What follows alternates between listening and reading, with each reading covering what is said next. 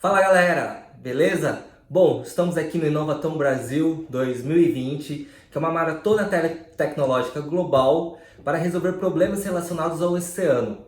É uma iniciativa das Nações Unidas que foi desenvolvida pela CIA e aqui no Brasil ela tem o apoio da NSC e é promovido pela Mauá Ventures, beleza? Bom, estou aqui para passar para vocês um pouco sobre como definir e validar um problema.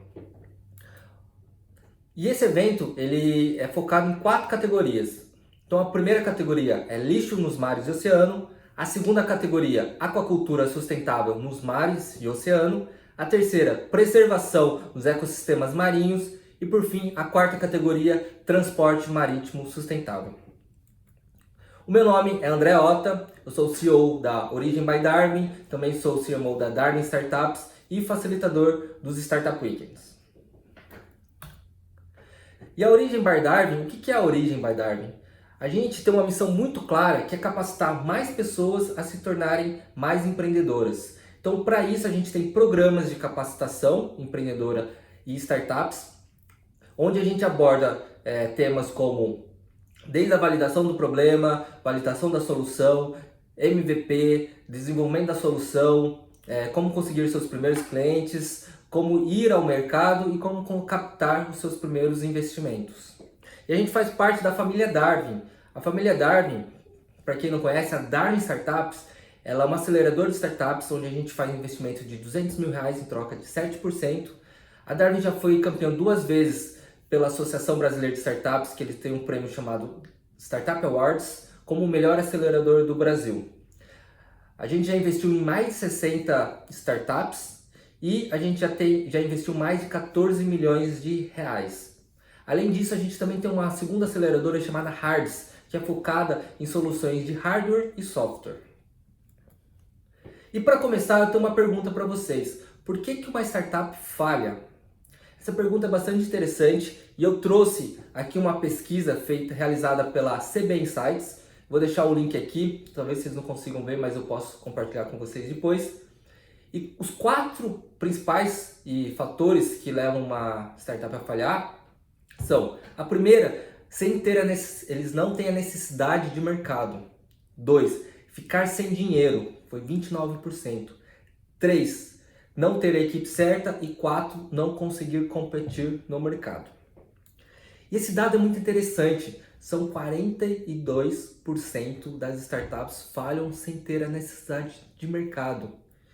E se não existe uma necessidade, não existe um problema. E aí, que é bem interessante a gente avaliar, para vocês não cometerem esses erros que muitos empreendedores cometem, de ficar fissurado, habitolado na ideia e já partir para a solução.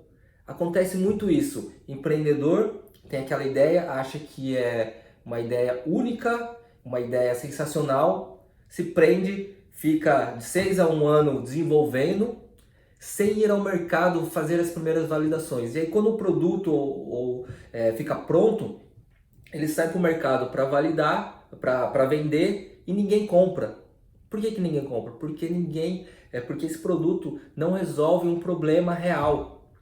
E é por isso que a gente passa aqui agora para vocês não ficarem presos à ideia e sim façam as primeiras validações para realmente entender se o teu cliente ele tem um problema, ele tem uma necessidade. Tranquilo? Ficou claro? Então, você precisa se apaixonar pelo problema. E a primeira coisa que eu vou passar aqui para vocês é uma diferença clara. Quando um cliente tem um problema, uma pessoa tem um problema, ele pode ter um incômodo ou ele pode ter uma dor. E o que isso significa? O incômodo é o que importuna, o que contraria, aborrece, é um estorvo, um embaraço, um transtorno. Falando por uma linguagem mais para startup, para empreendedor, então seria bom resolver, mas eu consigo continuar vivendo se isso não acontecer. Já uma dor é uma dor física, um sofrimento corporal, é um tormento, uma inquietação. O que significa? Que a pessoa precisa resolver o quanto antes para que minha vida melhore. Uma analogia bem interessante que eu gosto de compartilhar com vocês é a questão da vitamina e do remédio. Então imagina você estar num deserto com uma dor de cabeça, sofrendo, dor no corpo e tudo mais. Chega alguém te oferece uma vitamina por R$ 5, por exemplo. E chega uma pessoa com um remédio que vai tirar, vai te aliviar, vai fazer com que você não sofra mais, tire sua dor de cabeça por R$ 100.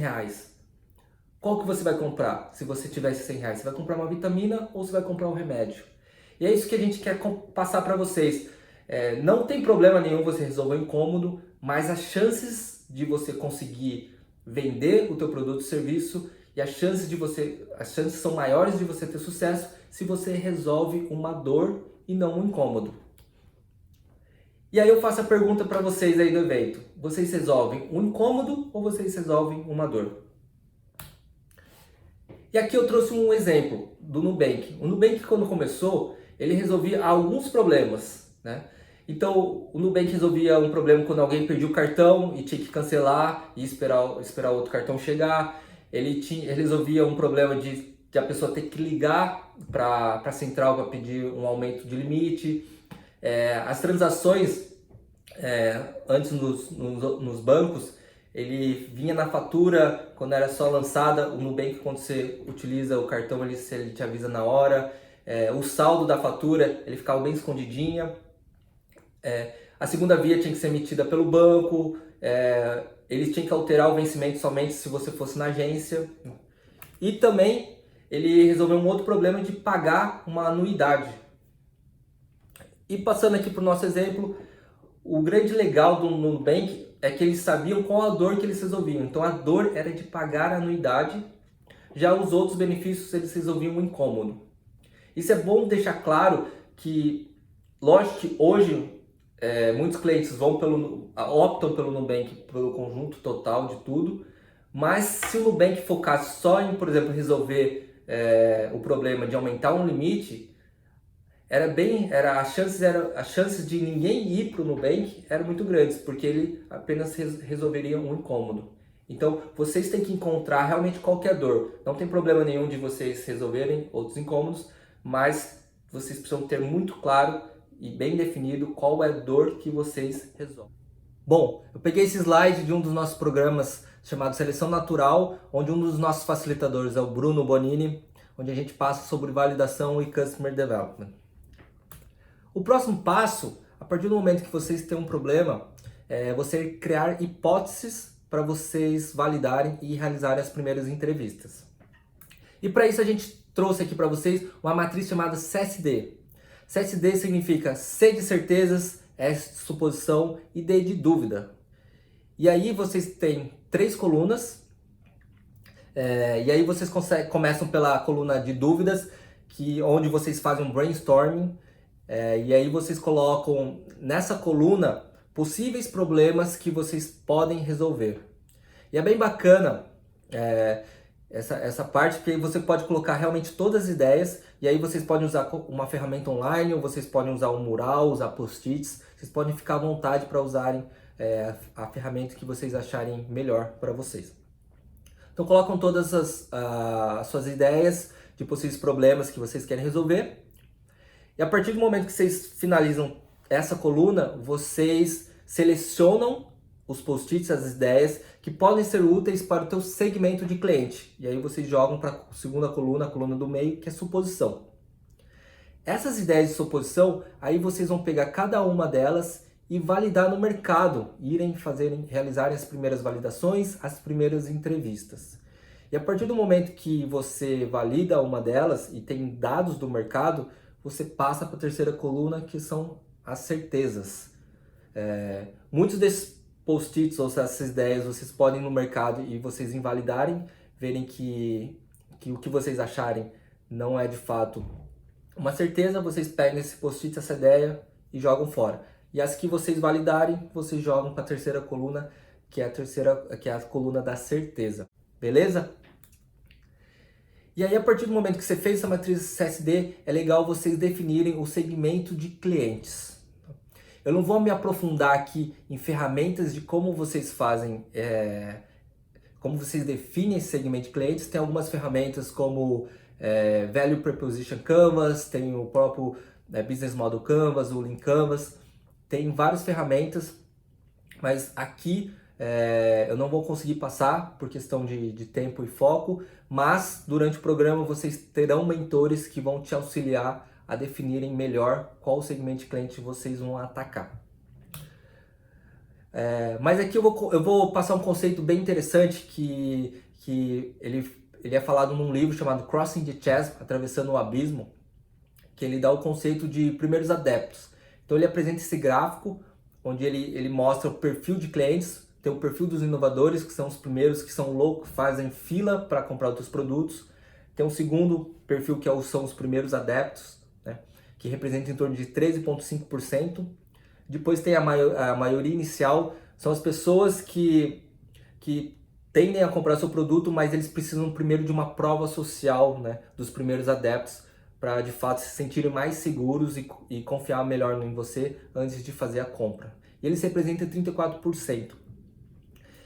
Esse conceito é interessante porque vocês que estão começando e vocês vão validar, a gente sempre recomenda que vocês comecem as validações nos primeiros adeptos, que são esses 13,5%. Então vocês começam ali, e aí quando vocês forem escalar a solução de vocês, escalarem a startup de vocês identificam quais são a maioria inicial e ataca esse público. E aí eu trouxe para vocês qual o conceito dos primeiros adeptos. Então os primeiros adeptos são as pessoas que possuem um problema, eles sabem que possuem um problema e eles estão pagando para resolver esse problema. Eu vou dar um exemplo bem claro assim para vocês entenderem um pouquinho de como que funciona. Imagina que tem 3 pessoas, né? As 3 pessoas têm 1,70 m e eles pesam 120 quilos. E vocês têm uma suposição que vocês querem resolver problema de pessoas que estão acima do peso, né? Então, imagine que a primeira pessoa, ela tem 1,70 m, 120 quilos e ela tá tranquila, ela não sabe que para ela é normal, ela nunca se preocupou, ela não tem na cabeça dela claro que ela tem um problema, que ela pode ter um problema de saúde. Então ela tá tranquilona. A segunda pessoa, imagina que ela sabe que ela tá acima do peso e que ela pode ter problema de saúde no futuro, mas ela não tá nem aí. Ela tá feliz também, tá vivendo a vida dela. Já a terceira pessoa, ela sabe que ela tem um problema e ela já tá pagando para resolver esse problema de alguma forma. Então, essa pessoa, ela tá pagando uma academia, ela tá indo para academia, ela tem uma nutricionista para ter uma alimentação mais saudável. E por que eu dou esse exemplo? Imagina que você tem um problema, você quer resolver o problema de pessoas acima do peso. Imagina que você vai entrevistar a primeira pessoa.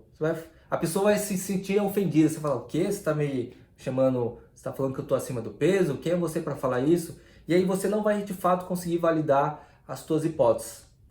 Imagina que você vai no segundo. Ele fala assim, tranquilo, eu sei que eu tenho, mas eu não estou nem aí para resolver esse problema. Então, não vai resolver nada. Agora, quando você chega nessa terceira pessoa e ela fala assim, pô, eu tô pagando um nutricionista, tô indo na academia, tô fazendo um monte de coisa, mesmo assim eu não tô conseguindo resolver o meu problema. E aí você chega com uma solução diferente, uma solução que realmente interessa a ela. Qual a probabilidade, pensando nesses 3 perfis, quem vocês acham que seriam as primeiras pessoas que vão comprar o produto de vocês? Bom, se você falou a terceira pessoa, o terceiro perfil, você está certo. Então é só um exemplo assim, lógico que é um exemplo, um exemplo para vocês identificarem melhor. Vocês vão ter que aí, cada um de vocês, definirem qual o problema que vocês querem resolver e definir quem são os segmentos de clientes. Mas é um problema, é um exemplo bem bacana para vocês terem noção de qual a importância de vocês encontrarem os primeiros adeptos. Tranquilo? E o próximo passo é sair da inércia. E aí vocês, identificando o problema, identificando o segmento de cliente, vocês vão ter que sair para fazer entrevistas. E aí, a partir dessas entrevistas, vocês terem dados concretos a respeito do problema que vocês querem validar. Bom, e o que vocês precisam, o que você precisa para continuar? Bom, a gente falou sobre definir hipótese do problema que você quer validar usando a matriz CSD. Você tem que definir melhor o segmento de clientes e agora realizar as primeiras entrevistas. E aí, como você realiza essas entrevistas? Quais são as dicas, né? Eu vou passar agora para vocês algumas dicas de vocês realizarem essas entrevistas. Bom, e qual o objetivo principal das entrevistas? O objetivo principal com as entrevistas é vocês entenderem quais são os problemas que o seu cliente está pagando para resolver. Tranquilo? E para isso vocês precisam ter um bom entendimento. Vocês precisam ter clareza de quais as hipóteses que vocês querem validar, qual o objetivo. Vocês sempre fazerem perguntas abertas, perguntas como o porquê, qual, o como, e focar em entender como o problema hoje é resolvido, né? Como é que ele é resolvido atualmente. Também não caia no grande erro de vocês às vezes terem uma ideia inovadora e falar assim, a gente não tem concorrente ou a gente não tem ninguém no mercado, né, resolvendo esse problema.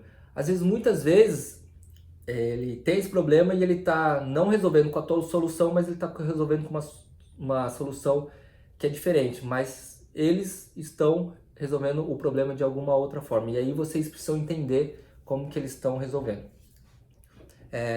Outra parte que vocês têm que entender é quais são os benefícios e hoje as perdas atuais dos seus clientes.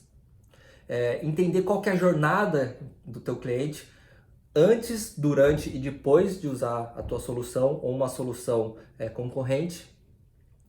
E aqui o legal também é vocês procurar identificar quais sentimentos que o problema deles dão para eles. Então, se eles estão felizes, se eles estão tristes, se eles estão cansados, se eles estão com raiva, se eles estão com ódio. Identificar esses sentimentos é bem importante para depois, no próximo passo, vocês pensarem na solução de vocês.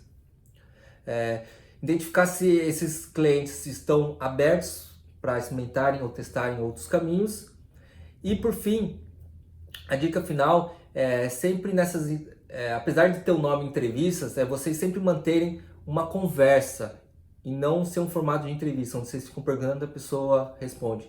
Então tentem manter essa entrevista como se fosse uma conversa bem informal, bem tranquila, para que sim, assim, as pessoas possam se abrir e entregar, se abrir e compartilhar de fato qual o real problema dela. E para isso, evitem sempre, nesse primeira etapa, né, vender ou falar do seu produto ou ideia. E aí, calma, pessoal, eu sei que vocês precisam vender a ideia, mas não é nesse momento. Nesse momento inicial agora, é um momento de aprendizado, é um momento de validação do problema. Então, conversem, né, mas não vendam ainda. Vocês querem aprender, vocês querem validar o problema que vocês querem resolver. Lógico que se vocês identificarem no meio da conversa que essa pessoa se interessou, pegue o contato dessa pessoa que se entrevistou, né? E aí, a partir do momento que vocês já terem definido a solução, aí sim vocês entrem em contato novamente com essa pessoa e vendam a solução. Mas não façam isso nesse momento. Evitem perguntas hipotéticas, que são aquelas perguntas, e se eu resolvesse esse teu problema, você compraria? Por que é legal vocês evitarem? Porque todas essas perguntas hipotéticas, há grandes chances de todo mundo responder que sim, né? Só que aí quando você entregar de fato o problema, eles não vão comprar. Vou dar um exemplo. Se você perguntar, e se eu resolvesse o teu problema de tempo e aumentasse a sua produtividade para você ganhar mais dinheiro, você compraria meu produto? É lógico que todas as pessoas vão falar que sim, né? Então, evita esse tipo de pergunta porque eles vão te enganar, eles vão criar uma falsa sensação que vocês não estão construindo uma coisa que resolve um problema e cria um valor, mas de fato pode não resolver. Então, evitem esses tipos de perguntas. Evitem vieses ou induções na sua própria pergunta, né? Como não é bom, né? Então, esse é um erro comum dos empreendedores porque o ser humano, a gente quando vai falar com alguém, a gente se sente bem quando a outra pessoa ela concorda com você. E muitas vezes quando vocês vão fazer essas entrevistas, vocês querem induzir para que a pessoa fale que sim, que a pessoa fale que gostou. Então tomem cuidado, evitem, vão com a cabeça bem aberta mesmo e saibam que muitas das vezes vocês vão receber feedback negativos, vocês vão receber não, e tá tudo bem. O que importa é vocês aprenderem. É melhor vocês saberem onde vocês estão errando agora, e aí vocês no próximo passo desenvolver uma solução ideal, do que vocês se enganarem e resolveram e depois construir uma solução que não resolve de fato um problema. Tranquilo? Últimas duas dicas evitem chegar atrasado ou faltar com respeito quando vocês marcarem esse bate-papo. E por fim, evite demonstrar ansiedade ou reprovação quando alguém for contra as suas ideias. Beleza? Bom, agora eu vou passar vou dar dicas de como vocês estruturarem um esqueleto da sua entrevista. Vale deixar claro que esse esqueleto de entrevista ele não é padrão, e vocês não vão usar esse esqueleto, e sim apenas uma ideia de como vocês vão usar. E aí vocês vão ter que estruturar melhor e definir melhor de como vocês vão construir essas entrevistas e definir quais são as perguntas, né? Por quê? Porque cada ideia ela tem um problema diferente, ela tem um segmento diferente, ela pode ter uma solução diferente. Então, lógico que ela vai ter uma entrevista diferente. E quais são as possíveis perguntas que vocês podem fazer para os seus clientes? Mas antes disso, lembre-se, essas perguntas sempre funcionam melhor quando você faz uma entrevista ao vivo. Eu sei que atualmente está difícil você encontrar as pessoas ao vivo, mas faça assim, ao vivo eu digo pessoalmente, mas mesmo que você não conseguir fazer essa entrevista pessoalmente, tenta fazer ela ao vivo, mesmo que seja online. E se você vai usar um formulário para fazer essa pesquisa online por formulário, é sempre legal vocês contextualizarem o que vocês esperam de cada uma dessas respostas. A minha sugestão aqui é que vocês façam as duas pesquisas, as duas entrevistas.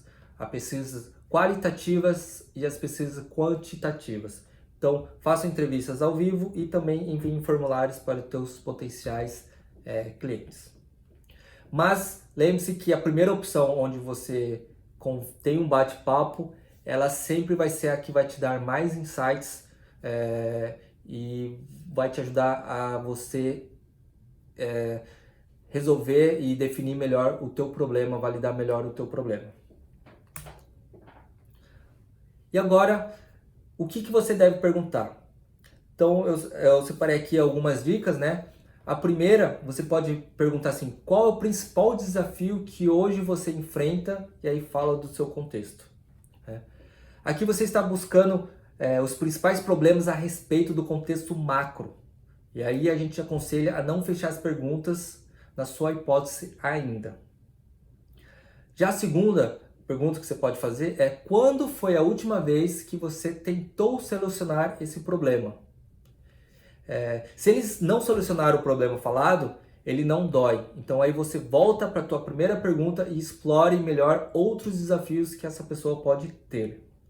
Tranquilo?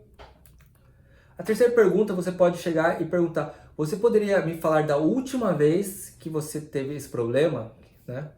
E o objetivo dessa pergunta é buscar com clareza sobre o problema e a jornada do seu cliente até ele. O que aconteceu antes, durante e depois. O quarto, você pode perguntar, por que isso é um problema para você? Essa é uma pergunta chave, porque ele vai te mostrar as emoções que esse problema traz no dia a dia do seu cliente. E aí você vai conseguir entender melhor o quanto de fato dói, né? Quanto de fato esse problema dói para o teu cliente. A quinta pergunta é como você achou a solução que você usa hoje? E aqui você vai entender quais são os principais canais da busca da solução. Ele te dará um norte sobre onde oferecer o seu produto após as validações do problema. Se o seu entrevistado ainda não tiver falado qual a solução que usa, pergunte para ele. Então, hoje, como você resolve? Sexto, o que não funciona de forma como você gostaria em relação à solução que hoje você usa. Então, busque aqui por problemas e gargalos sobre a solução atual. Então, os seus principais diferenciais podem estar aqui. Aqui vocês vão conseguir identificar e quais diferenciais vocês vão poder atacar. E por fim, uma pergunta coringa. Você pode usá-la se eles não mencionarem a sua hipótese no problema. que a pergunta é: qual o principal desafio que hoje você enfrenta a respeito de, e aí falar a hipótese do teu problema. Muito importante, não usamos ela logo no começo para não enviesar as respostas. Aqui queremos entender quais são os principais desafios. Tranquilo? E para fechar, né, a entrevista, nunca esqueça de agradecer, manter o contato e pedir indicações, porque essa pessoa pode indicar outros potenciais clientes para vocês. E agora, para fechar, né, o nosso conteúdo aí de Early Adopters, eu gostaria de recapitular quem são os seus principais primeiros adotantes, né, os primeiros adeptos. São as pessoas que têm um problema, são as pessoas que sabem que tem um problema e são as pessoas que estão pagando, de alguma forma, uma solução alternativa para resolver esse problema. Use contexto sempre. Como eu falei anteriormente, não existe uma receita única para fazer entrevistas. Você precisa encaixar o roteiro que a gente passou das perguntas dentro do seu próprio contexto. Importante, muito importante, teste, aprenda, mensure e melhore sempre. Ele é um ciclo. Lógico que as primeiras entrevistas que vocês forem realizar, as chances são grandes de elas serem uma péssima entrevista, mas isso não tem problema. O que importa é você testar, entrevistar, aprender, mensurar, e aí nas próximas entrevistas vocês verão que vocês estarão melhores e elas de fato serão melhores. Beleza? E para refletir, eu trouxe aqui uma frase do nosso amigo Justin Wilcox, que ele fala em inglês: Great solutions don't solve problems. They replace the uncomfortable emotion created by the problems. Em português significa: boas soluções não resolvem problemas. Elas substituem emoções desconfortáveis criadas pelo problema. Isso é muito importante. Então a gente falou aqui sobre definir uma hipótese do problema, definir um segmento de clientes. Por questão de tempo, um terceiro pilar é definir quais são os canais de entrevistas, mas a gente não comentou sobre esse assunto nesse vídeo. O quarto é roteiro de entrevistas, foi o que a gente conversou. E por fim, também, um dos pilares é fazer as análises dos padrões dos problemas, que não vai dar tempo aqui da gente comentar, mas os mentores estarão disponíveis para vocês durante o final de semana para ajudar vocês a fazerem essa análise. Essa quinta etapa, ela é importante, por quê? Porque após as entrevistas, vocês vão ter que coletar todos esses dados e informações, e aí vocês vão ter que analisar quais são os padrões dessas respostas. E a partir desses padrões, vocês vão conseguir definir as soluções, não as soluções, mas a solução do problema. E aí você começa a desenvolver o seu MVP.